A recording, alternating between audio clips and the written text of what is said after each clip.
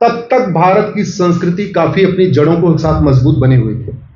जैसे जैसे भारत की संस्कृत लैंग्वेज को हमने छोड़ना शुरू किया तो भारत की संस्कृति भी कमजोर होती चली गई। सीधा सीधा रिलेशन संस्कृत लैंग्वेज का हमारी संस्कृति से। जब बच्चा पढ़ेगा ही नहीं कि हमारा क्योंकि हमारे जितने बड़े ग्रंथ हैं वो संस्कृत में है, वेद संस्कृत में है, पुराण संस्कृत में है, वाल्मीकि रामायण संस्कृत में है, भगवत गीता तो चलिए इंग्लिश में भी आ गई है, लेकिन हमारे जितने आपके मनुस्मृति संस्कृत में है। इतना बड़ा ग्रंथ हजारों साल पहले जब पूरी दुनिया के और जगह पे लोगों को कपड़ा पहनना नहीं आता था, नंगे घूमते थे, कच्चा मांस खाते थे, तब भारत में कोडिफाइड लॉ था। तब भारत में कोडिफाइड लॉ था जिसको मनुस्मृति कहते हैं। लेकिन आजादी के बाद इन वामपंथियों ने उसको भी इतना उसके बारे में बदनामी कर दिया, उसके बारे में उल्टी सीधी बात लिख दिया। अच्छा, पढ़ा उन्होंने भी नहीं है। बोले मनुस्मृति पढ़ा क्या? बोले नहीं, लेकिन मनुस्मृति बहुत गड़बड़ है, पढ़ा नहीं है। बोले मनुस्मृति में तो दलितों के बारे में लिखा। बोले कहां लिखा, दिखाओ। कोई कह रहा था, हमने सुना है, पढ़ा नहीं है। किस पन्ने में लिखा है, कौन से श्लोक में लिखा है, कौन से चैप्टर में लिखा, नहीं पता नहीं है। लिखा है जी, हमने सुना है, वो फलाने वाले कह रहे थे। मैं आपको अपने संस्कृति पे इसलिए कह रहा हूं, जब पूरी दुनिया में लोग जाहिल वाली जिंदगी जीते थे, तब भारत के पास कोडिफाइड लॉ था, एक कल्चर था, एक फिक्स फॉर्मेट था, जीवन जीने की शैली थी कि 25 साल तक ब्रह्मचर्य, 25 से 50 गृहस्थ, 50 से 75 वानप्रस्थ, 75 के बाद सन्यास। ये 1000 साल पहले दुनिया में कहीं था क्या? अब भारत में लाखों साल पहले, हजारों साल पहले था। अभी हम लोग सोच रहे हैं कि अभी मिनिमम एज ऑफ मैरिज होनी चाहिए, सेट होनी चाहिए, यूसीसी आना चाहिए, लड़के लड़की की शादी की उम्र बराबर होनी चाहिए। हमारे यहां तो हजारों साल पहले ही था।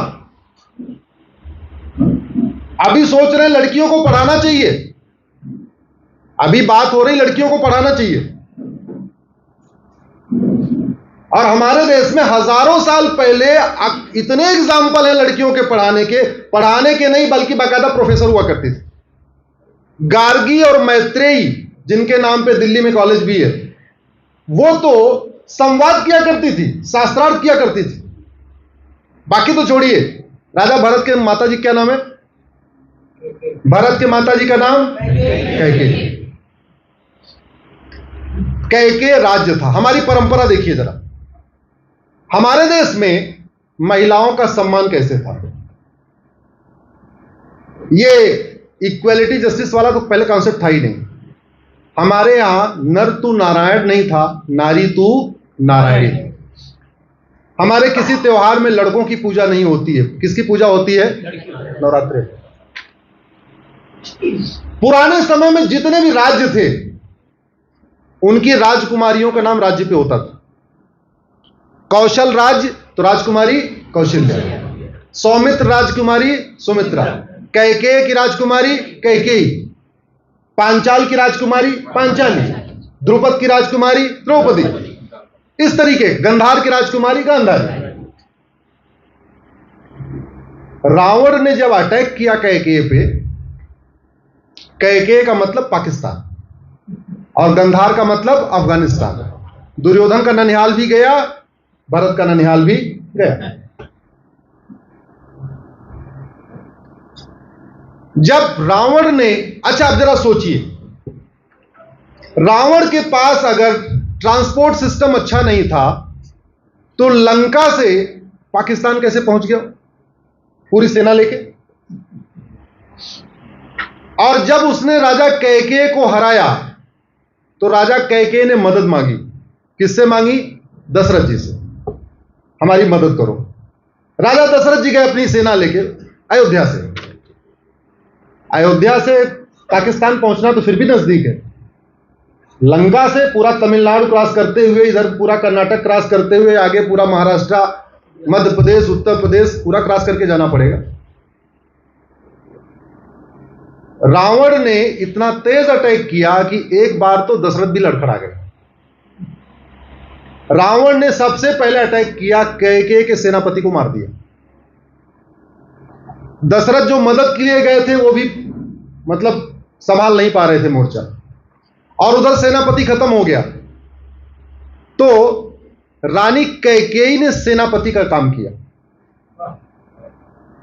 अब आप कल्पना करिए, हजारों साल पहले अगर रानी कैकेयी को अस्त्र शस्त्र नहीं चलाना आता था तो पूरी सेना को लीड करने के लिए कैसे मैदान में आ गई? यह साबित करता है कि हमारी बहन बेटियों को केवल शास्त्र का ही नहीं बल्कि शस्त्र का भी ज्ञान है। और रानी कैकेयी ने दशरथ जी की जान बचाई। फिर दशरथ जी ने कहा वर मांगो। अब हम कुछ बताइए, तो बाद में शादी होती है। ये इसकी पूरी। हमारे देश में चूंकि मित्र ज्योति ने भी संस्था आप दिखा रहे थे,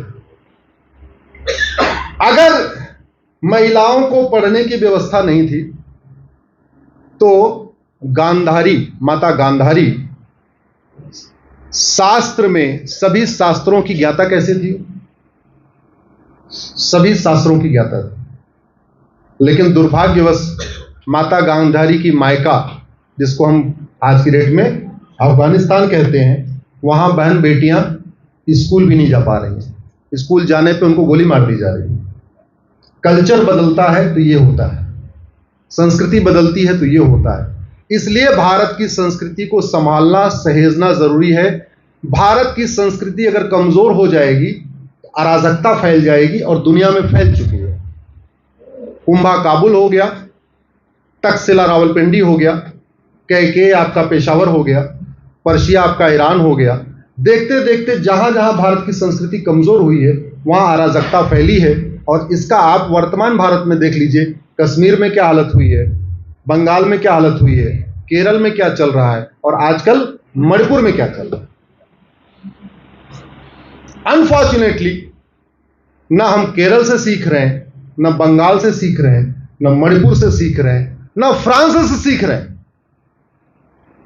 ऐसी कौन सी सोच है जो बेटियों के कॉलेज के हॉस्टल में कैमरा रखवा रही है?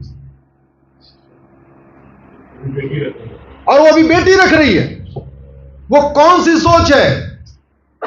जब तक उस सोच को नहीं निकाला जाएगा तब तक भारत में एकता अखंडता स्थापित करना मुश्किल ही नहीं, नामुमकिन है। इसीलिए समय आ गया है कि कम से कम 16 साल तक देश में one nation one education system हो। न मदरसा, न मिशनरी स्कूल, केवल भारतीय शिक्षा पद्धति हो। सब लोग पढ़े, जो पढ़े वो सब पढ़े, और भारतीय संस्कृति पर आधारित हो।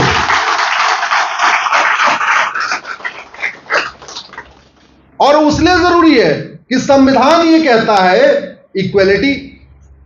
तो जो किताब इक्वेलिटी नहीं सिखाती है उस पर तो बैन होना चाहिए भारत में, और नहीं बैन हो तो कम से कम स्कूल में पढ़ाने पर रोक होनी चाहिए। जो किताब समस्त प्राणी को एक समान नहीं मानती, समस्त पुरुषों को एक समान नहीं मानती, पुरुष महिला को एक समान नहीं मानती, अगर वो स्कूल में पढ़ाई जाएगी तो याद रखिए देश की एकता अखंडता स्थापित नहीं हो सकती। वो किताब जो दूसरों के प्रति नफरत सिखाती है, अगर वो कंटिन्यू रही, वो स्कूल जो दूसरों के प्रति नफरत सिखाते हैं अगर वो कंटिन्यू रहे, तो याद रखिए अराजकता बढ़ेगी, हिंसा बढ़ेगी।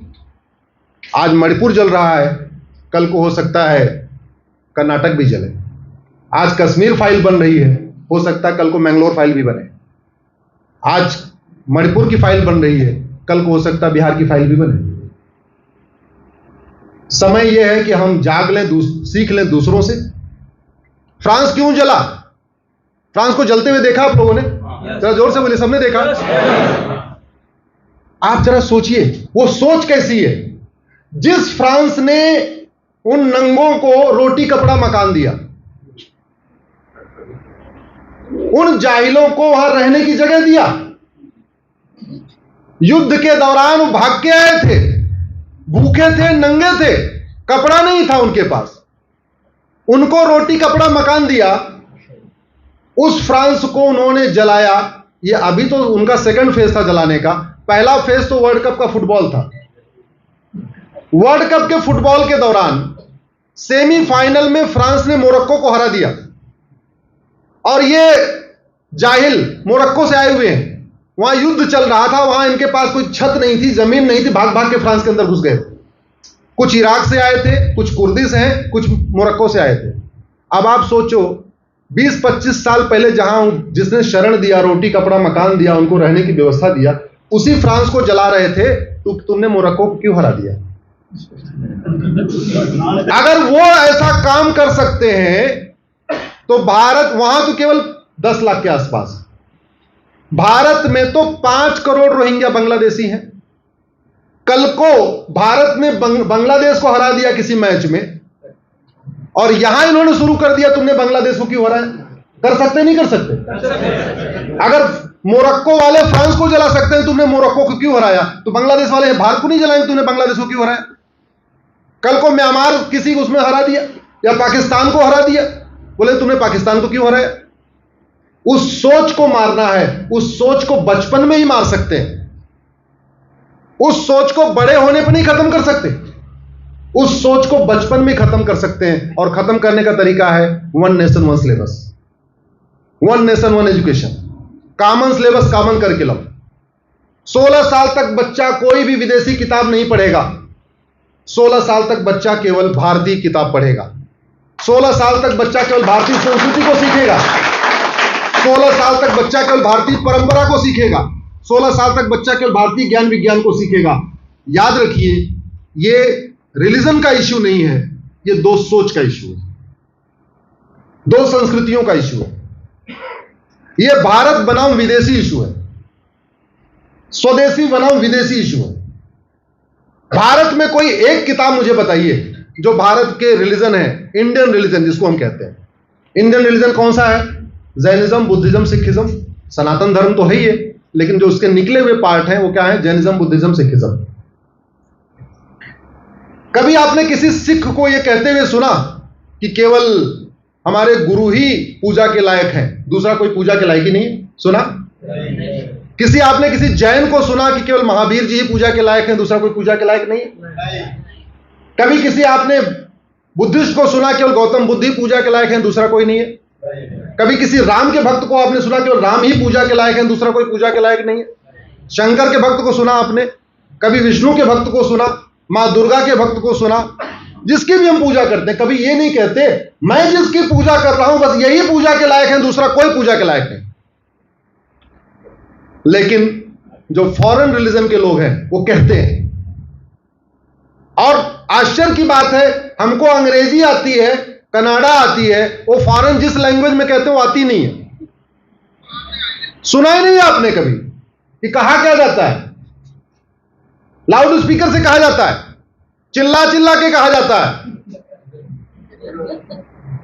कभी आपने सोचा ही नहीं? यही कहा जाता तुम्हारे राम पूजा के लायक नहीं, तुम्हारे कृष्ण पूजा के लायक नहीं, तुम्हारे विष्णु जी पूजा के लायक नहीं, तुम्हारी दुर्गा जी पूजा के लायक नहीं।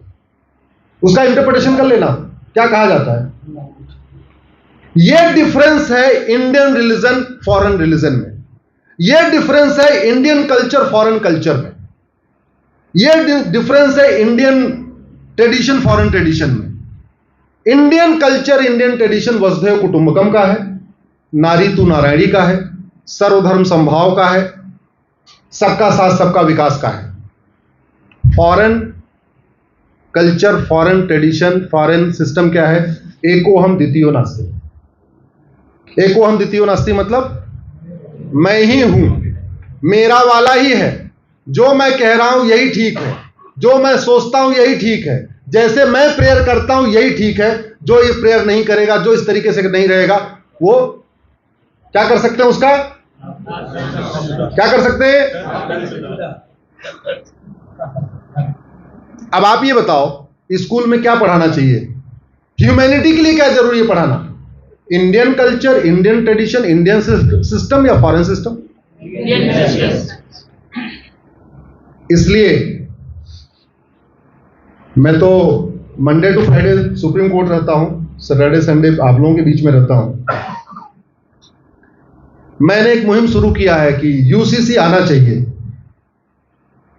यूसीसी के फायदे हैं, हालांकि उसमें हिंदू जैन बौद्ध सिख को कोई फायदा नहीं है, मेन फायदा उसके मुस्लिम बेटियों को है, लेकिन फिर भी आना चाहिए। एटलीस्ट मुस्लिम बेटियां भी भारत की बेटियां हैं।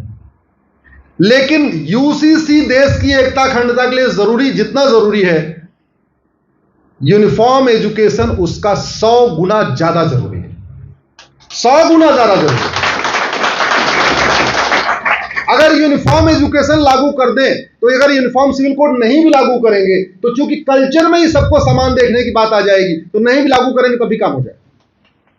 जिन कुरीतियों को हम खत्म करना चाहते हैं यूसीसी के माध्यम से, अगर यूनिफॉर्म एजुकेशन सिस्टम लागू कर दे, वो कुरीतियां खुद ही खत्म हो जाएंगी। भाई यूसीसी लागू करके हम क्या खत्म करना चाहते हैं? हलाला, मुता, मिस्यार, तहर्रुस, ये सुना? इस शब्द आपने सुना नहीं सुना? आप लोग आईटी कहते नहीं, आईटी कैपिटल में रहते हैं, आईटी हब, आईटी कैपिटल। थोड़ा गूगल का इस्तेमाल इन कामों के लिए भी करिए। बेंगलुरु में भी हुआ था, बेंगलुरु में भी हुआ था। नहीं जागेंगे तो यही होगा, नहीं जागेंगे तो यही होगा। अभी भी समय है, जाग जाइए। मैं यही कह रहा हूं, जाग जाइए। नहीं जागेंगे तो कोई बचाने नहीं आएगा। फ्रांस के पास यूएन की परमानेंट मेंबरशिप थी, फ्रांस के पास वीटो पावर था, फ्रांस के पास वर्ल्ड क्लास हाईवे था, बेंगलोर जैसे बड़े बड़े टावर थे, फ्रांस के पास आईटी हब भी है, फ्रांस में कोई बेरोजगारी भी नहीं है, अच्छा पैकेज है, अच्छी सैलरी है, सब आराम से रहते हैं। और फ्रांस के पास राफेल भी है। 3 महीने फ्रांस चला, राफेल काम आया क्या? आया काम? नहीं आया। मैं गारंटी। और जितने यूएन के परमानेंट और मेंबर थे, कोई बचाने आया यूएन को? फ्रांस को बचाने आया? खुद ही जला है, कोई बचाने नहीं आया। हमने अगर फ्रांस से नहीं सीखा तो भारत जलेगा। अभी मणिपुर जल रहा है, कल को झारखंड जलेगा, परसों तमिलनाडु जलेगा, नरसों केरल जलेगा, और एक न एक दिन आग की लपट। अगर आप सोचते हैं बेंगलोर नहीं आएगी, तो आएगी। बहुत सीरियसली कह रहा हूं उसको। अगर हम नहीं सीखेंगे, अरे बड़ी स्वाभाविक सी बात है, 75 साल पहले भारत का विभाजन किस आधार पे हुआ था? सोच के आधार पे। सोच के आधार पे हुआ था। सोच क्या? मैं पाक हूं, तुम नापाक हो। सोच क्या है? मैं पाक हूं, तुम, मैं पाक हूं, इसलिए हम एक पाक देश बनाएंगे। नाम क्या हुआ? पाकिस्तान। और तुम क्या हो? तुम सारे नापाक हो, हम तुम्हारे साथ नहीं रहेंगे, हमारी संस्कृति अलग है, हमारा कल्चर अलग है,